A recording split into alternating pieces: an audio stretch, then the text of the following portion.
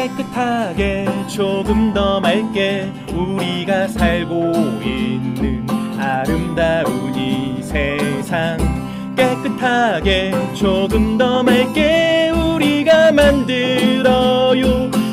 장준환의 스펙트럼. 장준환의 스펙트럼 청취자 여러분 안녕하세요. 장준환의 스펙트럼은 지식재산권연구소 C1LE9과 미국 동부 최대 한인 라디오 방송 K라디오 AM 1660이 예술과 비즈니스의 이상적 결합을 찾기 위해 마련한 공동기획 프로젝트입니다. 오늘은 좀 특별한 순서를 준비했는데요. 여러분들 김유진 씨 아시죠? 음악 읽어주는 여자. 오늘 첫 번째 순서 아트앤 비즈니스 인터뷰에서는 음악 읽어주는 여자 김유진이 아닌 소프라노 김유진 씨와 함께합니다. 많은 분들이 김유진 씨 궁금해하셔서 오늘은 아트앤 인터뷰 시간에도 김유진 씨와 함께하겠습니다. 소프라노 김유진 씨는 연세대 성악과를 졸업하시고 맨하탄 음대 성악과 석사를 마치셨습니다. 그 이후에 뉴잉글랜드 컨서버토리 전문 연주자 과정을 하셨고요.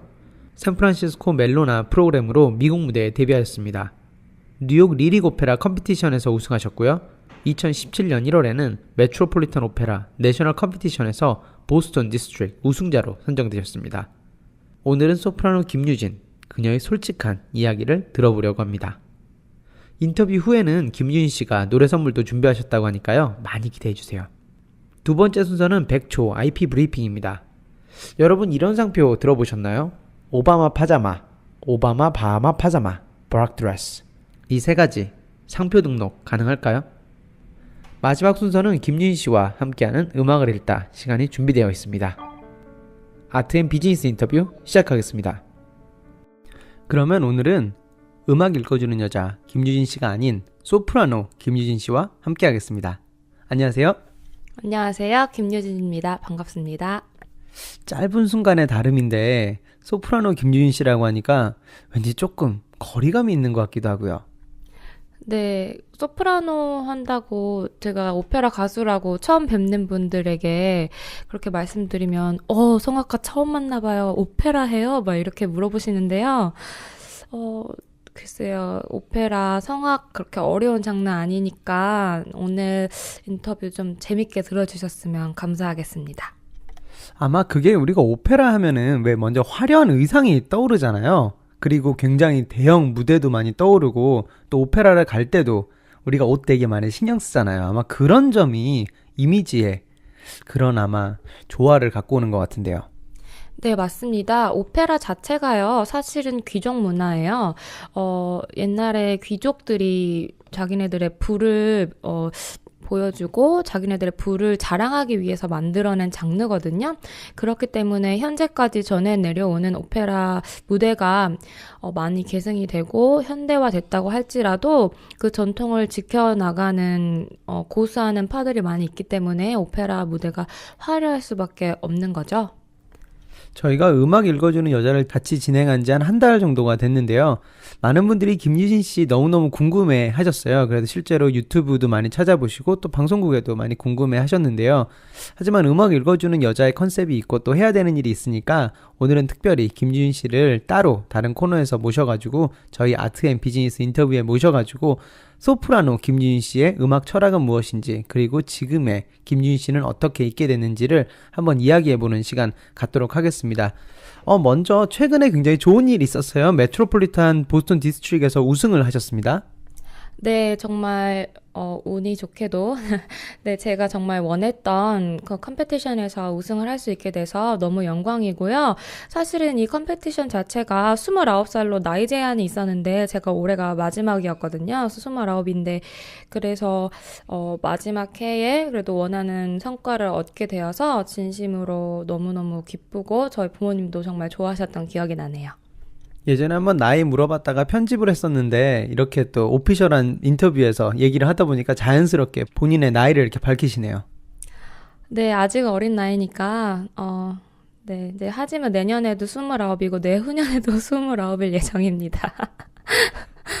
저희 음악 읽어주는 여자 김유진 씨는 29입니다. 네, 맞습니다. 그러면은 메트로폴리탄 오페라 보스턴 디스트릭이면은 컴피티션이라고 제가 들은 것 같은데요. 네, 맞습니다. 메트로폴리탄 오페라 컴페티션은요, 각 지역마다 대도시를 중심으로 디스트릭을 나눠서 리저널을 나누어서 컴피티션을 진행을 합니다. 그곳에서 몇백 명이 넘는 싱어들이 모여서 컴피티션을 치룬 뒤에 그곳에서 이제 우승자를 가려내는 거죠. 그 다음에 파이널 무대로 옮겨가게 되는데요. 저 같은 경우에는 보스턴에서 학교를 다녔기 때문에 그쪽이 아무래도 조금 마음이 편하고 그 홀도 제가 옛날에 연주했던 경험이 있기 때문에 그 홀이 아무래도 저에게 좀 더 익숙하기 때문에 그곳에서 컴피티션을 치렀는데요. 제가 알기로는 200명이 조금 넘는 싱어들이 모여서 컴피티션을 치렀다고 알고 있습니다.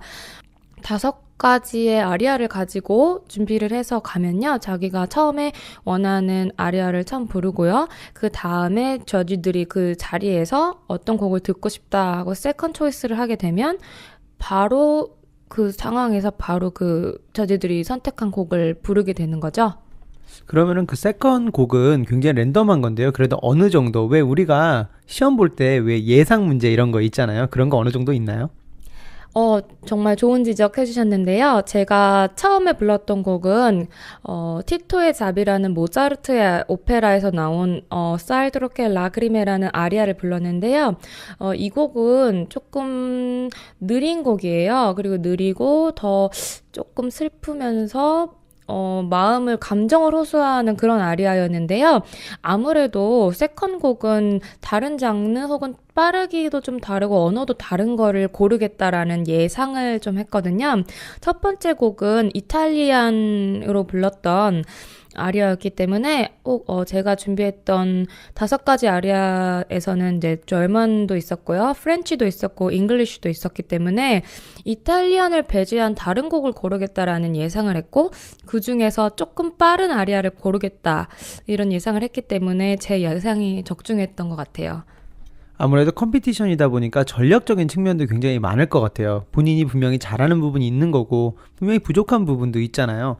그러면 첫 번째 곡에 더 전략적으로 본인이 유리한 부분을 많이 넣나요? 아니면 어떻게 전략을 짜시게 됐나요?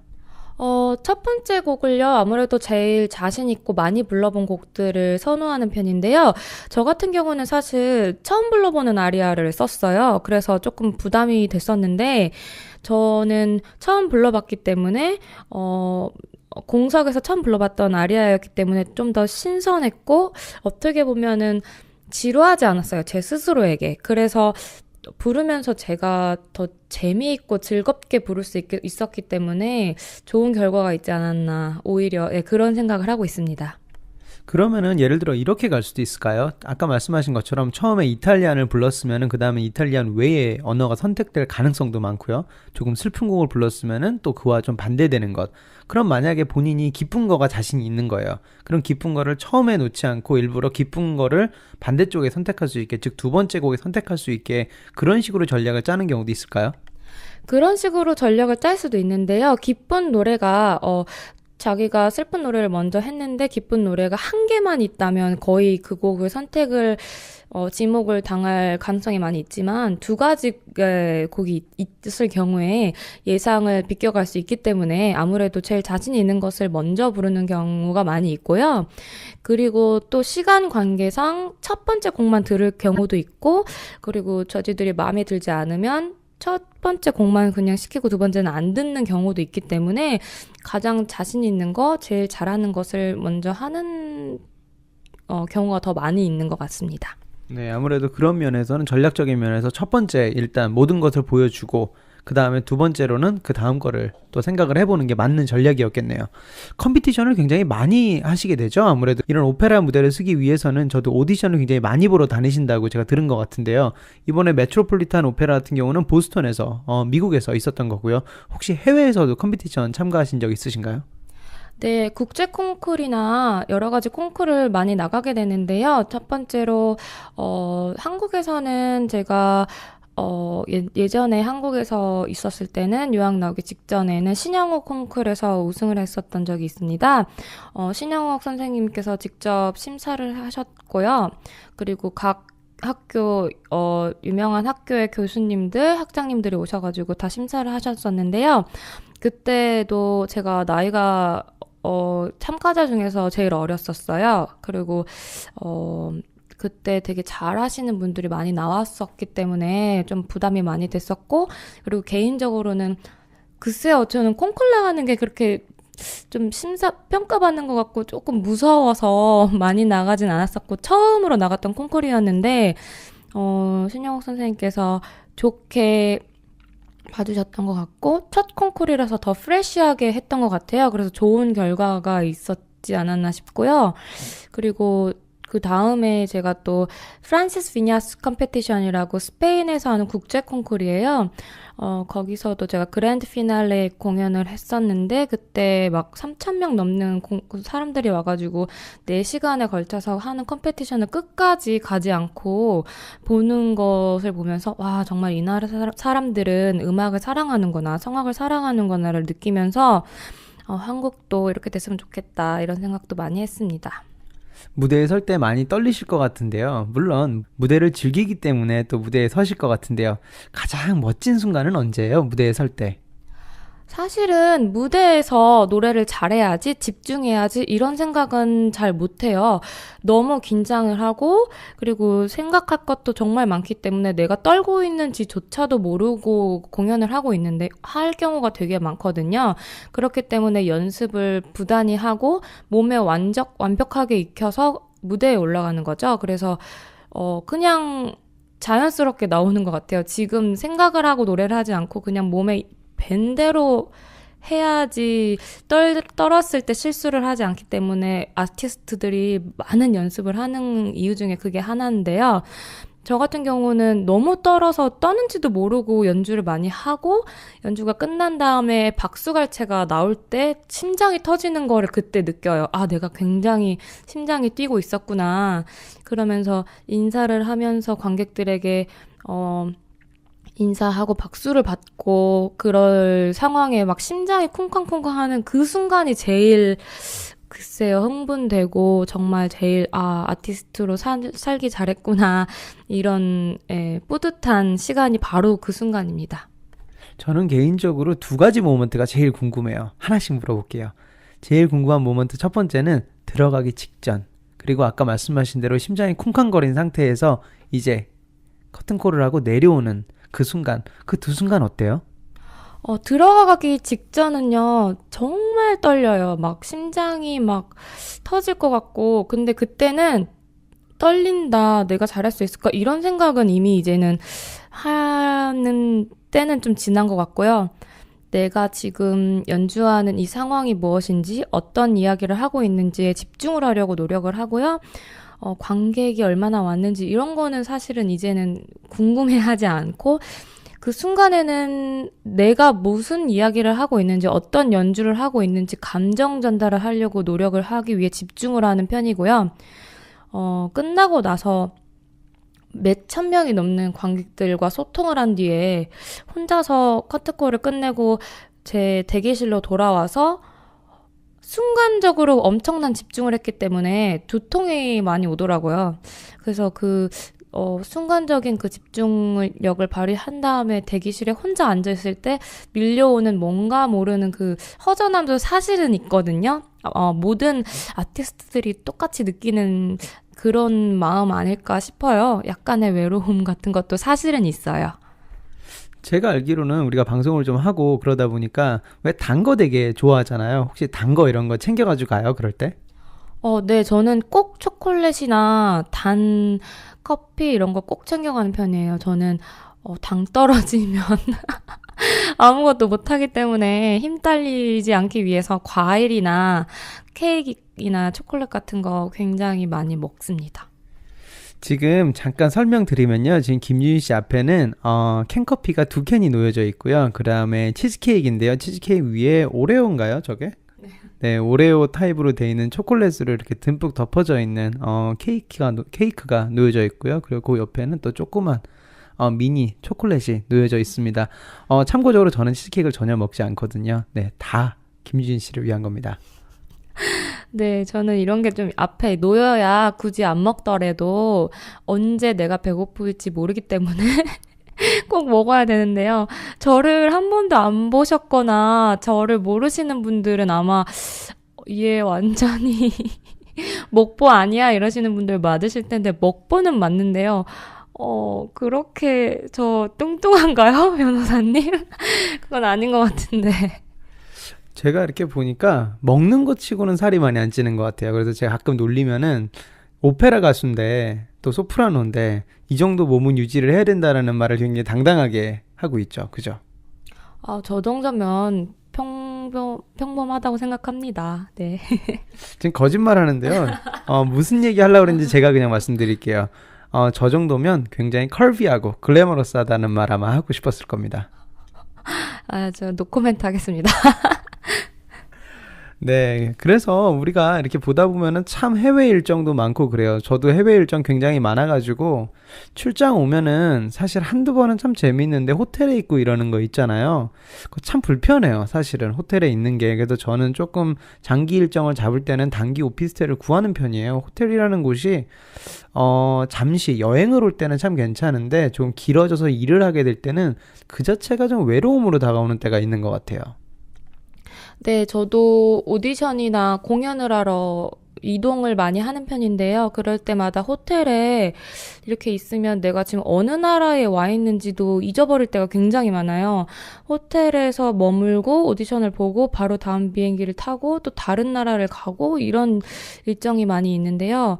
호텔, 사실은 아직도 적응이 안 되는 것 같아요. 어렸을 때는 그냥 호텔에 와 있는 것 자체, 외국에 나와 있는 것 자체가 재밌고 신났었는데, 이게 연속이 되고 계속되다 보니까 호텔 참 삭막하고, 집이 그립고, 집밥이 그립고, 그렇게 되더라고요.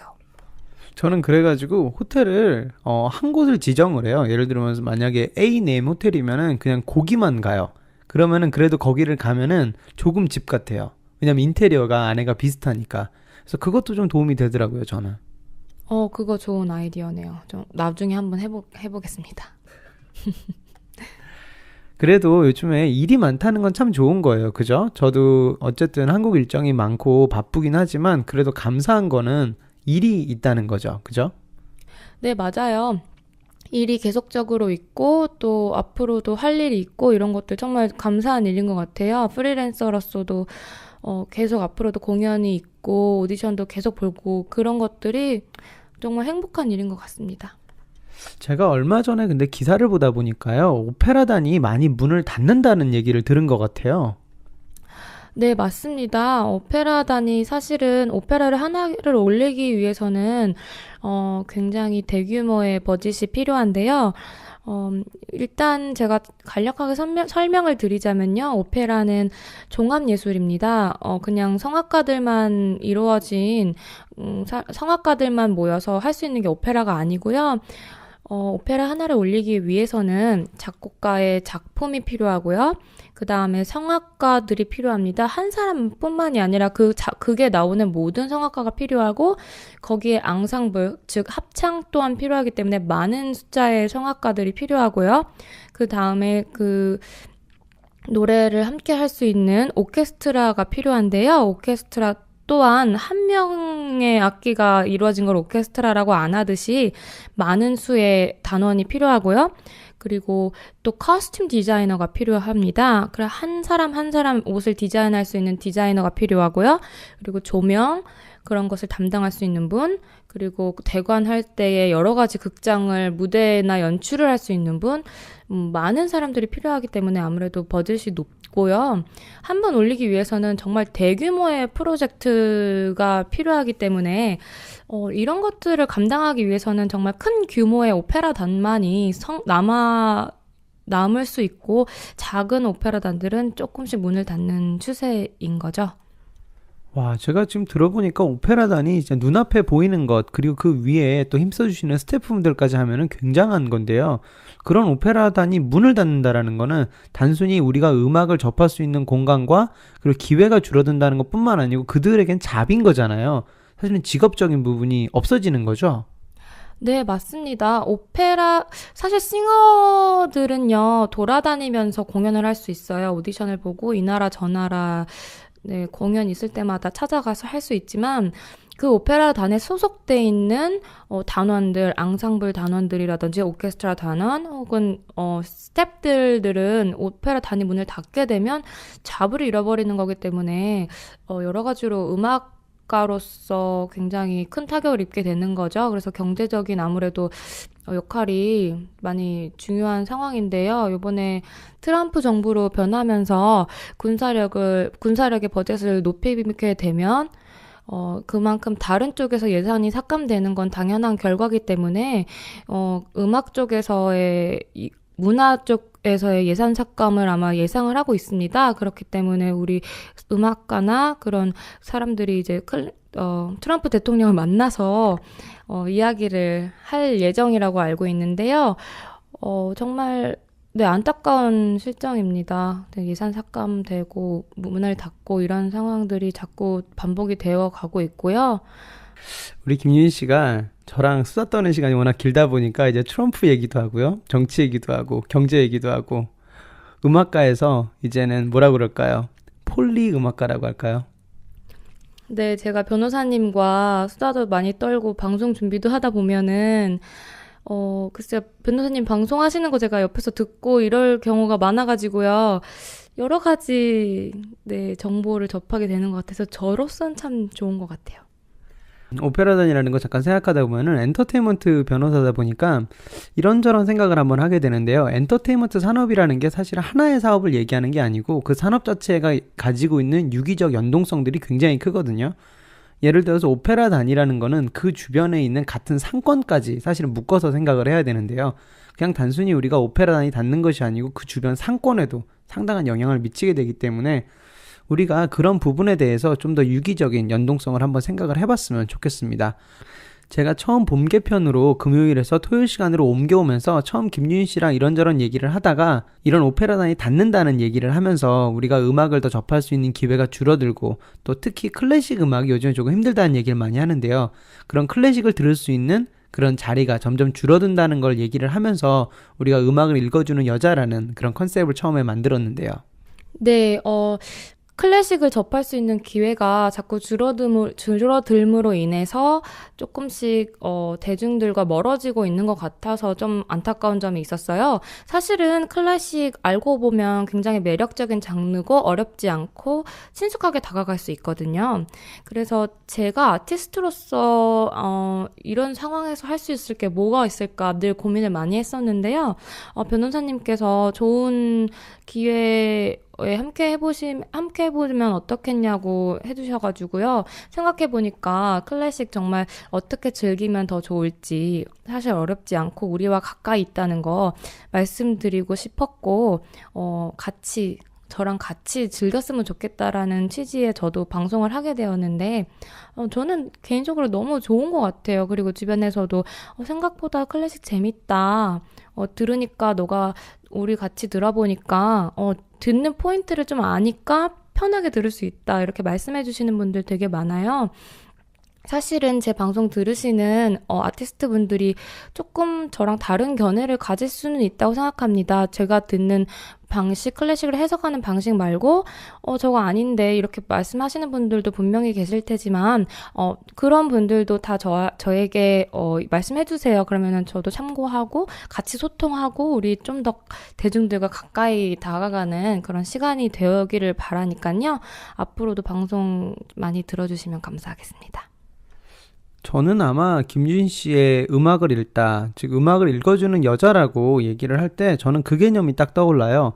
김유인 씨가 클래식을 지키고 있다라는 그 개념이 사실은 떠오르거든요. 우리가 무언가가 좀 잊혀지고 있을 때 누군가가 계속 얘기를 해야 되거든요. 근데 그 얘기를 하고 지키는 방식은 조금씩 차이가 있을 것 같아요. 예를 들어서 김유인 씨처럼 클래식이란 이런 거고 또 오페라는 이런 거고 좀 설명을 해줌으로써 대중에게 굉장히 친숙하게 되고, 저만 해도 또 제가 하는 분야, 제가 그냥 엔터테인먼트라고 얘기를 하지만 또 제 분야가 분명히 존재를 하거든요. 그 안에서 저도 클래식은 조금 어렵다고 느꼈었던 부분이었는데 같이 방송을 하면서 저도 많이 배우고요, 실제로. 그러면서 저도 흥미가 있게 되고 차에서 처음으로 클래식이라는 걸 한번 들어봤어요. 저는 늘 가요를 듣거든요. 저는 굉장히 슬픈 노래 이런 거 굉장히 좋아하거든요. 근데 클래식이라는 것도 한번 틀어보게 되고 그러는 게 참 좋은 것 같아요. 요즘에 그런 무브먼트도 굉장히 많죠. 왜 클래식 쪽, 특히 오페라 쪽 하시던 분들이 뮤지컬 쪽으로 옮겨가시는 경우도 있는데요. 김윤 씨는 그런 무브먼트에 대해서는 어떻게 보시나요? 뮤지컬도 사실은 음악의 한 장르고요. 새로 생겨난 파트이자 장르죠. 근데 클래식이 아님은 분명합니다. 그래서 오페라 가수가 뮤지컬 가수를 로 전향을 한다고 해서 꼭 비판할 문제는 아닌 것 같아요. 하지만 그렇게 해서 좀 더 대중들과 더 소통을 할 수 있고 클래식을 더 알릴 수 있고 우리가 더 계승을 할 수 있다면 저는 나쁘다고 생각은 안 하고요. 저도 뮤지컬 음악 굉장히 좋아하고 뮤지컬도 분명히 아주 아름다운 음악임은 확실합니다. 하지만 저는 이제 클래식을 지키고 싶은 사람이고 클래식을 더 이야기하고 싶은 사람이기 때문에 글쎄요. 좀 더 사람들이 클래식을 알아도 뮤지컬을 알고 싶어하는 만큼만 알아도 그 매력 정말 충분히 있다고 저는 자부하기 때문에요. 앞으로도 계속 클래식을 이야기할 예정입니다. 아시는 분들 물론 많으실 것 같은데요. 그래도 조금만 설명을 드리면 클래식과 뮤지컬의 차이는 무언가요? 요즘에는요, 뮤지컬도 라이브로, 오케스트라가 라이브로 플레잉 되는 경우가 굉장히 많은데요. 일단은, 오페라는요, 오케스트라와 싱어와 지휘자 모든 것이 풀 라이브로 진행이 됩니다. 그래서 마이크를 쓰지 않고요, 그 홀에 있는 어떤 시설도 쓰지 않고, 오직 그 홀에 있는 하울링, 울림만을 가지고서 진행을 하죠. 근데 뮤지컬은, 마이크를 쓴다든지 아니면 상황에 따라서 오케스트라 말고 MR 녹음된 반주를 플레이한다든지 조금 더 현대 기술을 빌려서 조금 더 기계와 그런 더 현대 기술과 더 컴비네이션 더 진행이 되는 걸로 알고 있는데요. 요즘에는 너무 잘하시는 가수들이 뮤지컬 연주를 하시기 때문에 마이크 사용 안 하시는 분들도 계시고 오케스트라도 단원들이랑 라이브로 진행하는 경우도 있고 하기 때문에 뮤지컬의 퀄리티 또한 굉장히 높고요. 완성도 또한 높은 뮤지컬 무대도 굉장히 제가 많이 접하고 있어요. 우리가 문화를 얘기하다 보면은 진화를 같이 얘기하는 것 같아요. 문화도 그 시대에 맞게, 시대상에 맞게, 또 그때의 환경에 맞게 조금씩 변화를 하는데요. 뮤지컬 같은 경우에 예를 들어서 만약에 MR을 사용하게 되면은 그만큼 돈이 좀 세이브가 되는 거죠. 그렇게 되다 보면 조금 더 대중성을 기할 수도 있고 티켓 가격이나 이런 부분에서 조금 더 문턱을 낮게 갈 수도 있고요. 오페라가 또 굉장히 길잖아요, 사실은. 네, 길고요. 그리고 컷을 뮤직의 중간중간에 조금 내용 흐름에 지장이 없다고 생각하는 것을 컷을 하는 경우도 요즘 조금 생겼어요. 원래는 작곡된 풀 음악을 연주해야 되는 것은 사실 그것을 고수하겠다는 사람들도 많이 있는데요. 대중들과 조금 더 소통하기 위해서 컷을 하는 경우도 생겼고, 그리고 풀 오페라를 다 보는 게 조금 힘들어 하시는 분들을 위해서, 유명한 아리아만 발췌를 해서, 갈라 콘서트나 오페라 씬 콘서트 같은 형태로 조금 더 친숙하게 다가가기 위해서 그런 형태로 지금 오페라의 무대 또한 컨셉 또한 조금씩 발전을 하고 있는 상황입니다. 그래서 저도 풀 오케스트라와 함께하는 오페라 말고도 갈라 콘서트나 피아노 반주에 맞춰서 하는 콘서트를 얼마 전에 링컨 센터에서 진행을 했었습니다. 그래서 관객들도 많이 왔었고요. 티켓 값도 그만큼 내릴 수 있었고 좋은 공연이었다는 이야기를 많이 들어서 아주 흡족한 공연이었습니다. 어쩌면은 많은 분들이 우리 아트 얘기할 때 사실 티켓 값이라든지 이런 부분 참 얘기하기 꺼려라 하는 부분인데요. 우리 방송은 또 저희 장준환의 스펙트럼이 추구하는 방식은 아트 앤 비즈니스거든요. 그러니까 아트를 아트로만 놓는 것이 아니고 실제로 현실에 맞게 어떻게 하면은 그 아트를 보다 더 좋은 방향으로 진화시킬 수 있을까를 얘기를 하다 보니까 어느 정도의 비즈니스적인 측면을 저희가 무시할 수는 없는 것 같아요. 또 그게 현실이니까. 제가 언젠가 한번 들은 얘기가 삶이라는 얘기를 하는 거죠. 지금 소프라노 김유진 씨는 소프라노는 삶인 거고 직업인 거죠. 네, 저는 싱어로 살고 있기 때문에 솔직히 되게 당황스러운 상황도 많이 있었어요. 그냥 사람들이 너 노래 한번 해봐, 노래 한번 들어보자. 이런 이야기를 사석에서 이렇게 부탁받을 때가 많이 있는데요. 우리나라 사람들은 왜 밥 먹고 왜 술 한잔 하면 노래방 가잖아요. 왜 노래방 같은 데 가면은 왜 주위 분들이 얘기하지 않아요? 노래 한번 해보라고? 그럴 때 어때요, 솔직히?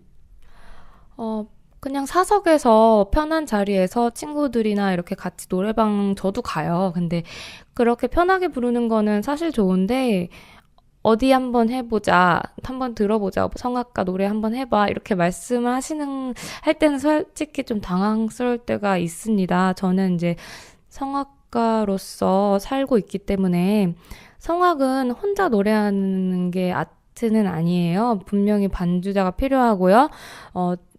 갖추어진 상황에서 무대도 필요합니다. 그리고 성악을 할 때, 오페라를 할 때 입어야 하는 의상 또한 그게 있습니다. 그게 예의고 갖춰야만 하는 그런 컨셉들이 있기 때문에 그냥 한번 하는 것은 사실은 제가 알고 있는 예술은 아닌 것 같고요. 편한 자리에서는 물론 친구들이랑 같이 당연히 불러드릴 수 있는데요. 그런 부분들은 여러분들 조금 까탈스럽네 이렇게 생각하지 마시고요. 분명히 지켜야 하는 예절이나 그런 것들이 있는 것 같아요. 제가 성악을 대하는 마음가짐이 있습니다. 그렇기 때문에 이해해 주시면 감사하겠습니다. 그래도 궁금해요. 노래방 가면 무슨 노래예요? 저 가요 좋아해요. 가요 잘 부릅니다. 저 랩도 하고 이래요. 우리 그러면은 나중에 음악 읽어주는 여자에서 뭔가 특집 방송 같은 걸로 노래방 한번 갈까요? 좋죠? 지금 데뷔한 지 좀 됐죠, 이제? 네, 학교 졸업한 지가 좀 됐고요. 졸업하면서 제가 운 좋게 바로 맞물려서 데뷔를 했죠. 그 데뷔 무대 혹시 기억나요? 네, 그때 샌프란시스코 오페라단에서 아티스트들을 전역을 돌면서 오디션을 해요. 그래서 뽑아서 오페라를 하나 올렸었는데요.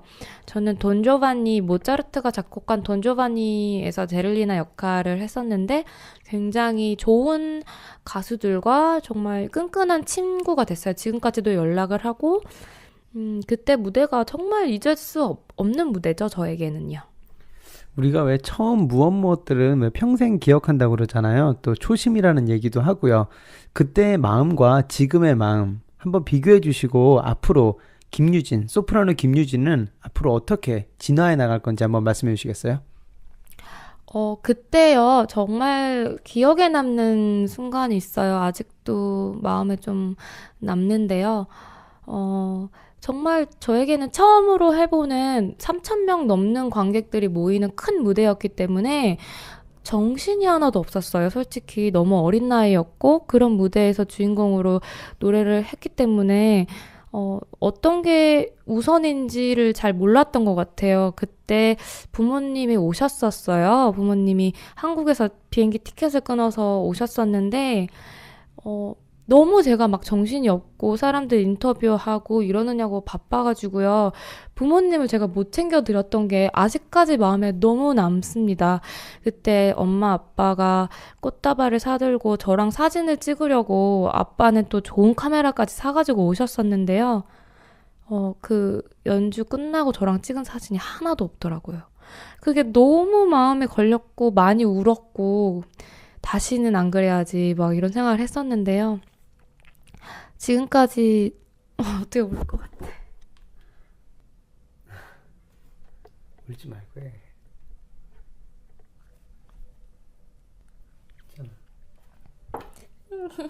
잠깐만요. 껐어요? 네. 지금까지 저를 뒷바라지 해주고 키워주신 건 부모님인데, 제가, 오페라단 사람들이랑 인사하고 지휘자, 연출가들이랑, 인사해야 된다는 그런, 너무 어린 나이에 그래야 된다는 뭔가 그런 압박감이 있었던 것 같아요. 좀 더 부모님과 시간을 보냈어도 되는데, 그게 너무 후회가 됩니다. 그래서, 이 자리를 빌어, 부모님 너무 감사했다는 말씀 드리고 싶습니다. 더 큰 무대 앞으로 많을 거잖아요. 그때는 꼭 어머니 아버님께 꼭 감사 인사 꼭 전하시고요. 네, 앞으로도 좋은 이제 기회가 많을 거니까 그때는 제가 엄마 아빠 꼭 챙겨드릴게요. 엄마 아빠 앞으로 더 잘할 테니까 지켜봐 주세요. 오늘 감사했습니다. 네, 감사합니다.